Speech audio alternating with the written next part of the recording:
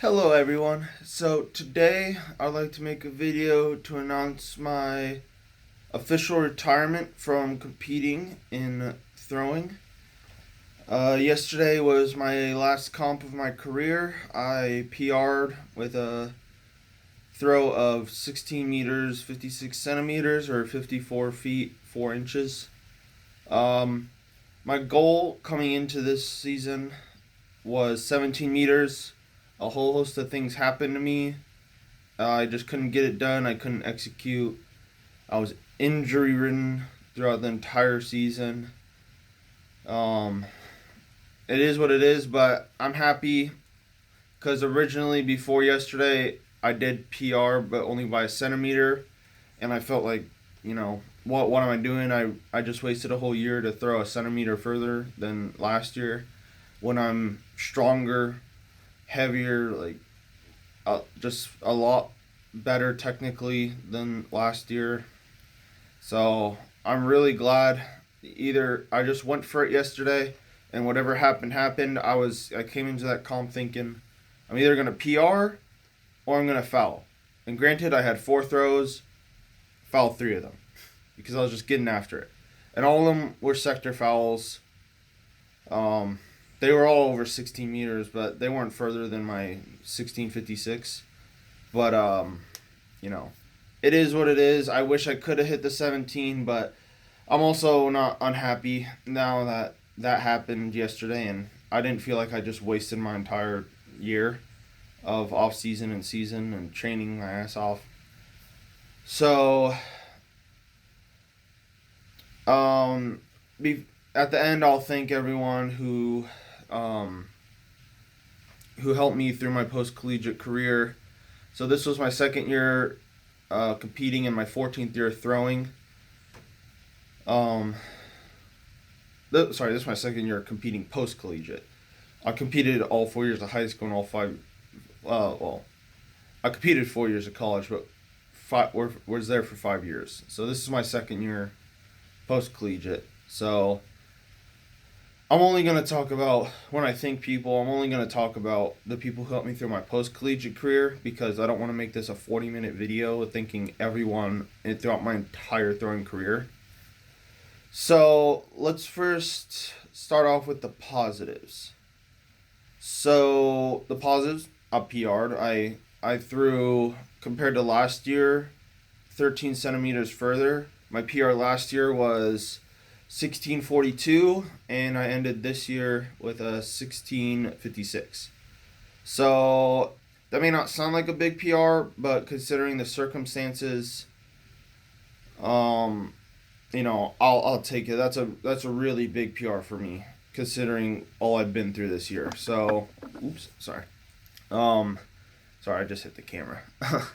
um, so the positives. I was way more consistent at higher 16 meters. Last year I hit like low 16 meters, so like I'd hit like a 1606 and maybe like a 1621 and then a 1621 and then I hit like a 1642 just out of nowhere.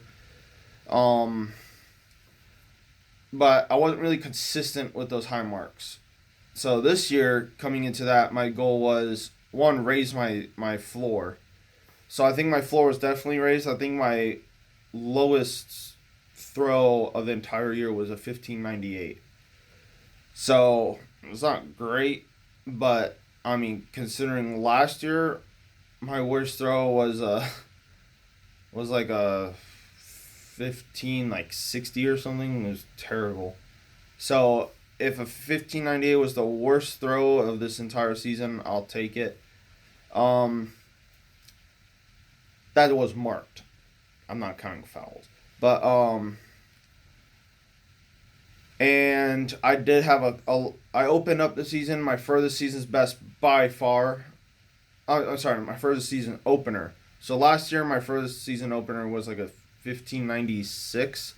This year was 1633 at Chula Vista, which I had the honor of competing at twice. So that was very nice. It was a really good opportunity to compete at the Chula Vista Olympic Training Center. And that throw came as a complete surprise because I was still loaded in the weight room. I was definitely not peaked at all. So that throw was the furthest I hit in quite some time. So I was very happy, and I did have like a 1680-meter foul out the front, which I wish I could have held, but I have it on video on my channel. I just couldn't hold it. So I knew 17 was there, but from my season opener, things kind of went a little downhill in terms of my health. But I'll get over that a little later. Um, so then I came back to Chula Vista a week later through like 15. Oh, actually no, that was my worst. Yeah, I did like 1586. And I wish I would have just fouled out because I promised myself going in this season I was just gonna foul out everything under 16 meters because I mean I was really only aiming for a mark. I know I'm not competing for a team. I'm not competing for points. I don't really care about the win because that was really the only competition I entered in that I didn't have a shot of winning. Um, so I was this whole season I didn't really care like about winning per se because my competition. It's not like I'm competing for anyone but me. So I don't really care. So that's a very special circumstance. So for the athletes I'm coaching, that is not a good thing to do. um, that is not a good mindset. But I'm in a completely different area in my career. Normally, when I would compete in college or high school, I would never do that. I would, if it would win, I would keep the mark and stuff. So, or like if it would like score points or like do something, I would hold the mark even if it was bad. So for me at least. So, coming into that, I just had that whole mindset this entire year of just hitting a certain mark.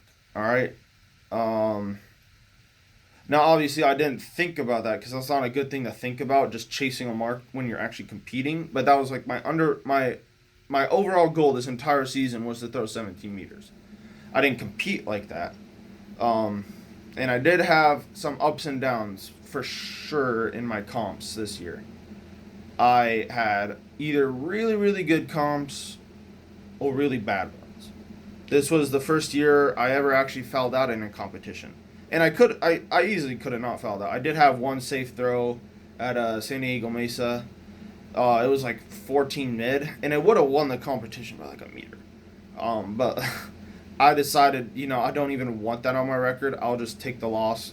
I don't even care. That was probably the worst meet of this entire season for me. So technically, I could have not fouled out. It was I saved it and stuff and just walked out the front because I was like, I don't want a 14-meter throw on my record. I don't care about that. So, and again, for people who are competing for a team, that is not a good thing to do. um, but I'm not competing for a team, so this was definitely my most foul-ridden season. Although most of it was me just walking out the front on subpar throws. So, it wasn't that I was just flying out the front or just sectoring all over the place. Although that did kind of happen a little. I'm not used to sectoring a lot in shot put. Or really, actually, I'm not used to sectoring at all in any event, honestly, that I've ever competed in. So that was actually kind of new for me. And I think that was mostly because I was chasing marks, becoming a little bit impatient in the front of the ring, and just blowing through positions sometimes. So, yeah. So the back to the positives. I did raise my ceiling. So I had a lot of throws over 16. So I had a 1633, a 1636, 1643, and then a 1656. Though that's by far the best throws I've ever had, especially in one season. But those are definitely like the best throws I've had in competition. So in practice, I did have some further throws. But practice doesn't really count, sadly. But and at the end, I will also say my practice PRs because I think that's also useful for people to know the practice PRs in terms of the comp PRs because I think that's a good way to measure if you compete well or not. So yeah. So The negatives. One, I did have the first meet I ever fouled out in. I'm pretty sure. I can't actually remember ever fouling out in a meet ever. Besides that one. And that was mainly by choice. So that was the first negative. One, I already alluded to it, my health. I was pretty healthy my entire off season. I basically beat every max in the weight room. And then some injuries started happening. So originally in the off season, I was training 4 times a week in the weight room and 3 times a week throwing. And the 3 times a week throwing was basically because of my hand and saving my hand, which is still hurt and is probably permanently damaged. Um, but yeah, so toward like the 2 months leading into my season opener at Chula Vista, I started getting these really weird injuries I've never had before in my entire career. And me and my coach and some people I asked advice for, we came to the conclusion that maybe I should just lift 3 times a week and throw 3 times a week.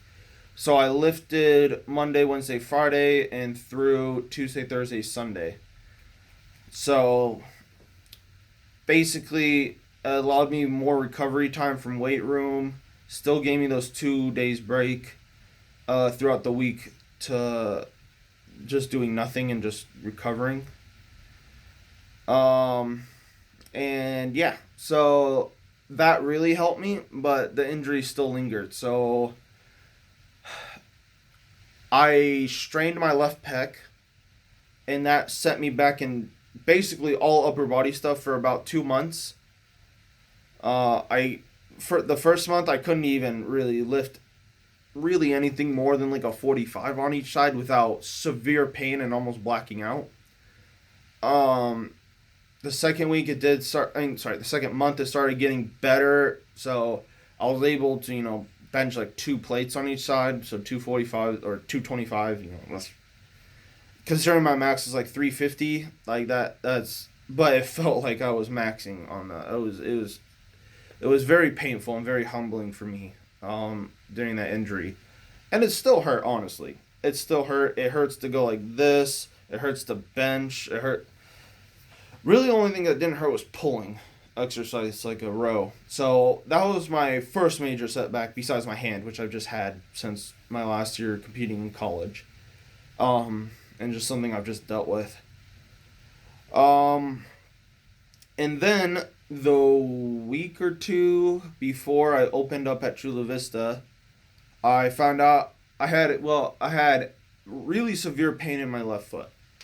It made it very hard to walk, and I thought it was like a sprain or something because I just woke up one day and it just started just searing pain and just I could barely move my foot. My foot was swollen. It was hard to get into my throwing shoes.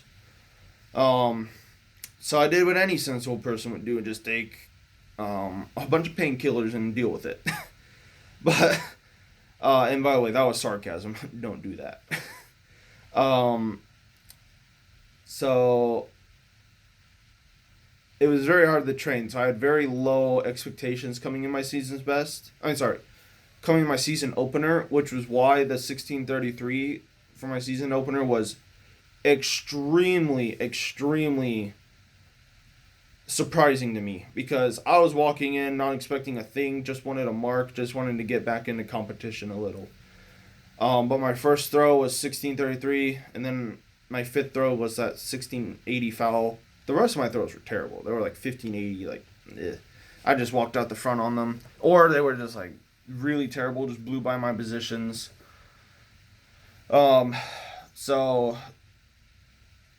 yeah, but leading into that, I could barely walk. I could barely throw.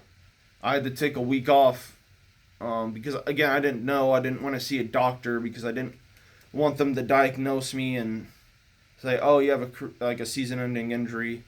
Because then, I just didn't want that to be said. But eventually, like a month ago, I went to the doctor because it was just becoming like, it's not getting better, it's getting worse. And I found out I have a bone spur in my left big toe. Um, and it was just messing up my entire foot. So then once I figured that out, they prescribed me some ibuprofen, and so I tried to not take it all the time. I only took it on days I was throwing. So it was like 800 milligrams ibuprofen, and that got me through a throwing session or a meet. So I wouldn't wear it when I was lifting. I'm sorry, I wouldn't take it when I was lifting, but yeah. So yeah, so that really helped, and that basically took me through the rest of the season. Um, and I am planning on maybe getting surgery because that's the only way to remove the bone spur. Um, but I was just waiting until after I was done competing. So yeah, all that happened. So basically, a lot on my left side, so my left ankle and my left pec, was basically toast. And my left pec, I didn't even mention. Originally, it was my left shoulder blade because I had 3 ribs out of place. So basically, my ribs were like this and like shooting up and out. And basically, they were making me go like this.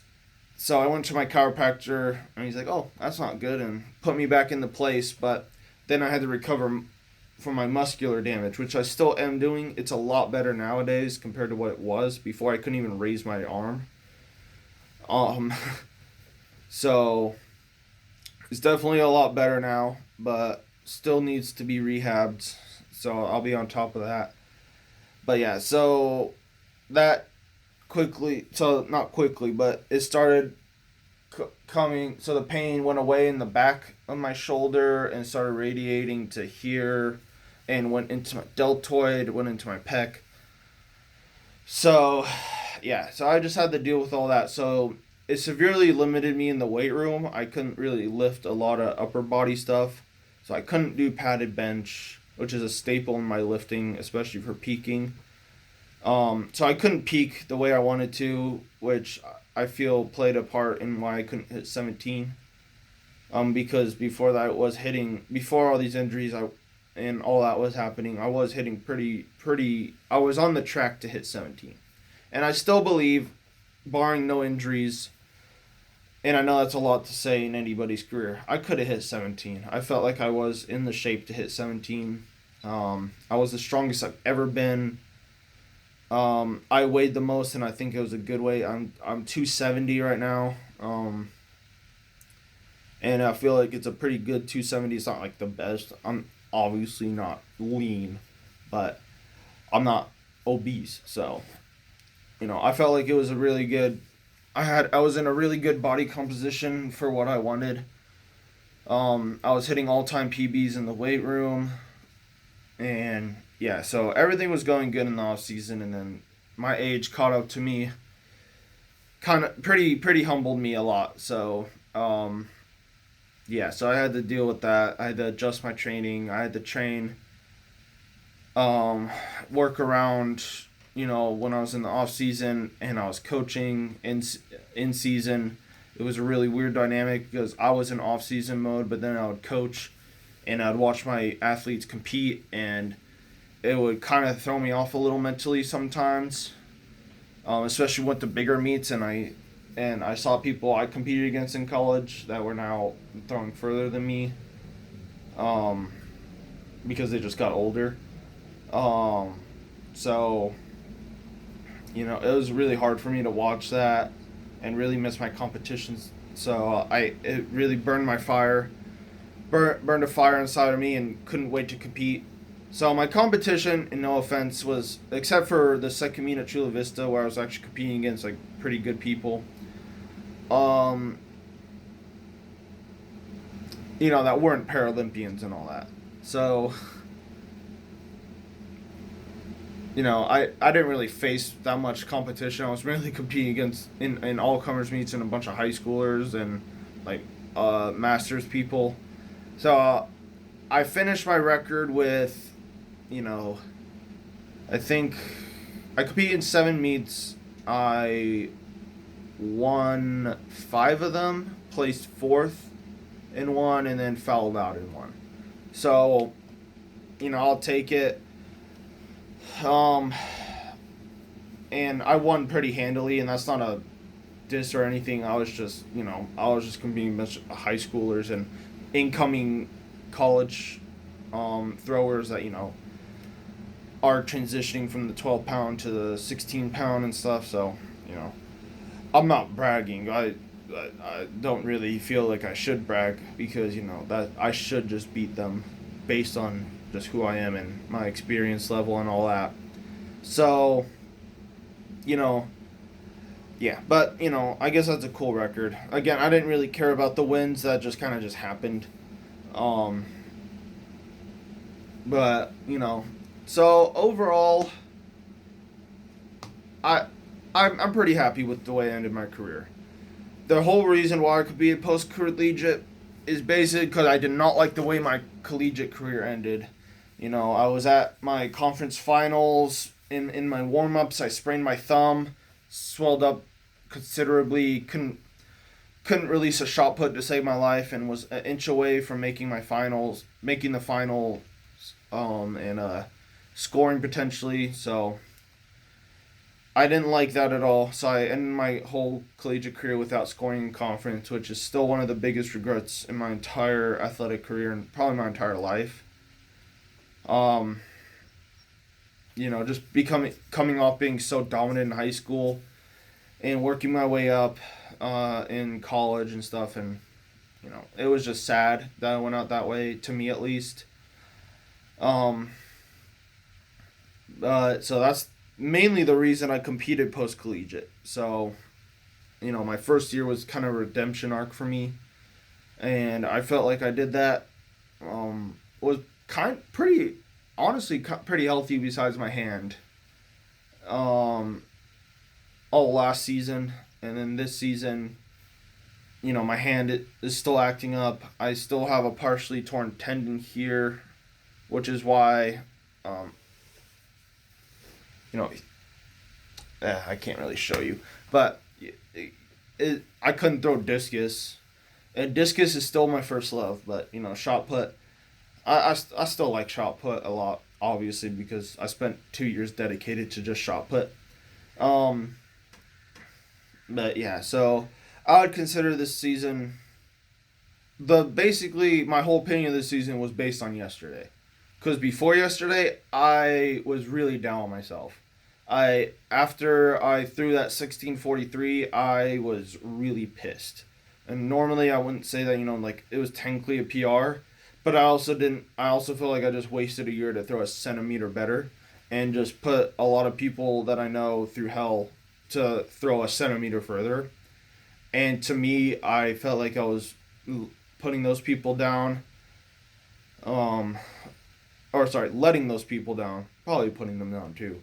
Um, I was a very unhappy state after that, especially because the comp after that, I threw absolutely terrible. I threw 1598. I was blowing through my positions. I, just mentally just fried. I just didn't know what was happening during that comp. It was probably the worst comp I ever did. I just had zero confidence in myself, which usually never happens to me. Um, and yeah, so that was a really, really big. That was probably the low point. And I know people would probably say fouling out is. No, that was definitely the fouling out part. That just came from not competing for a whole month and just coming back into it. So, and I never really liked the ring at San Diego Mesa personally. Um, that's not an excuse, but I just never competed well there. I just basically competed there to get a meet in. That was actually another big thing I did change. Last year I only did like 4 meets. This year I promised myself I would do way more meets, so I did 7. I would have done more, but some of the meets I wanted to didn't actually have shot put, which was very weird to me because it's like the easiest thing to run.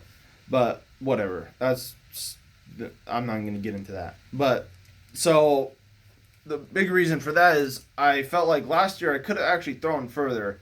I just didn't really have the opportunity to because 4 meets, that's not a lot of meets to compete in at all. Um And so the 7 meets, I felt like I could establish a really good meet rhythm, and I did. Um I I felt like that was really helpful for me to establish a meet rhythm and just giving me more opportunities to throw far. So another big thing I changed was, so last year I was coaching, and I would miss some meets that I was gonna coach at to compete, and those comps I didn't really do that well because I didn't like missing my I didn't like missing com- uh, coaching to compete. I felt very selfish. So it was a promise I made to myself coming into this year that I would only do meets in the summer. So I was fully committed to my training, but also to my coaching, and I didn't want to miss. I didn't want to miss any practices, um, for myself and for my athletes I was coaching. I wanted to be 100% there for them. So that came first and foremost. Luckily, that didn't really affect my training because, and I'll explain a little why when I'm thanking people. So, yeah, so that was a big thing coming into the season is I didn't want to feel selfish because I felt like that was one affecting me throwing because in the back of my mind, I'm like, I should be at their meet helping them, instead of just here just throwing by myself, like like a selfish bastard. So that was a big thing coming in to the season. So I didn't compete at all during the season where my athletes were competing. So I only threw during the summer. So right after they were done competing at state. So yeah, that was a big thing for me. So I think I improved in that front. So yeah, overall, I like the way I'm ending my career. Sure, I didn't hit 17. I hit a lot of my other goals. I hit a lot of my weight room goals, especially. Um, so before I get to thinking my practice PR, I hit a 7K at 1686 or something around that. And usually what I hit with the 7K is usually what I hit in competition. Um, So it's a good indicator, and that was before my injury, so I felt like I was in really good shape, and I knew I could throw 17. I because I did have that foul, although I did just I reversed, landed in the ring, and then was just lost balance and just couldn't hold it. So I felt like I was after that foul, it really gave me a lot of confidence.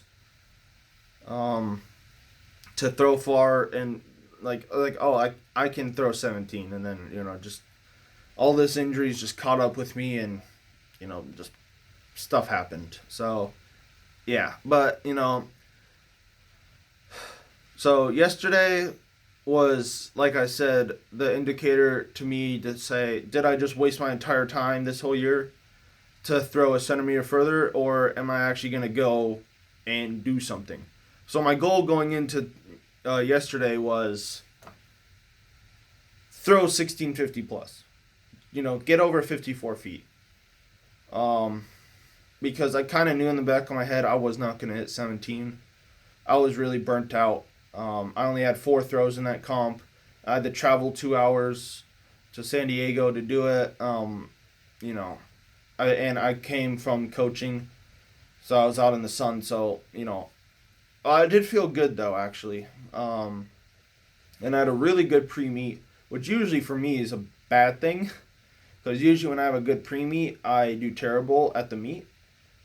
Um, but it turns out it was not a very bad thing this time.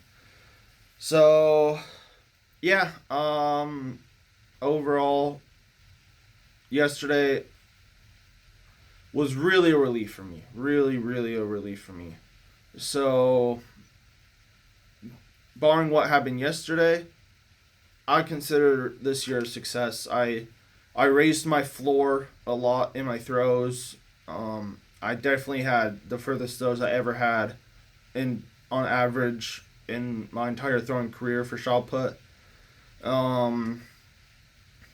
I set new practice PRs. I obviously set new comp PRs, and I felt like I was way more consistent over 16 meters. I had a low 16-meter throws, which was really nice for me too. But yeah, so overall, I could complain a lot. But because of my injuries, kind of set me back. But it's kind of a relief. It feels weird waking up today and being like, oh, I don't throw or lift anymore. I'm gonna lift, but recreationally. I'm taking a 2 week break off my season, and so let's get into the thinking part. So first and foremost, I would like to thank my coach, Michael Parasotti, for putting up with me for 2 years. He first became my coach the last 4 months of my college career. Sadly, he came in 2 weeks before indoor season. So, and he improved he got me over 50 feet for the first time. He got me over 16 meters for the first time in college. And then after that, he offered to be my coach post-collegiate, because I expressed that I wanted to compete post-collegiately. So I have my internal thanks for him for doing that. I would not be the thrower I am today without him.